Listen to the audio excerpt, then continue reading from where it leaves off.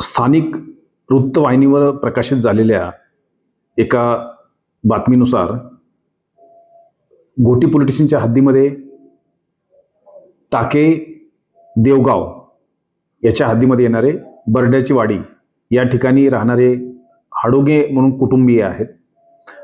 त्यांच्या कुटुंबापैकी काही मुलं ही बाहेर इतर ठिकाणी विकली गेलेली आहेत अशा स्वरूपाची ती बातमी होती.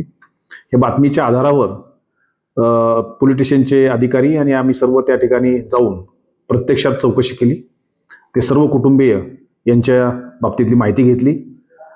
कुटुंबामध्ये एकूण 12 मुलं आहेत. त्यापैकी एक मयत झालेला आहे. आता 11 मुलं आहेत. त्या 11पैकी 3 मुलं हे 3 ठिकाणी वेगवेगळ्या कुटुंबाकडे सध्या दिलेली आहेत. ज्यांच्याकडे ती दिली होती त्यापैकी 2 कुटुंब हे आपल्या जिल्ह्यामधील नाशिक जिल्ह्यातील असल्यामुळे ते आणि त्यांच्याकडे ज्यांना सांभाळण्यासाठी दिले होते त्या लोकांना सुद्धा परत आणलेलं आहे. एक जे ठाणे ग्रामीणच्या हद्दीमध्ये होतं त्यांनाही रात्रीच घेऊन आलेलो आहोत.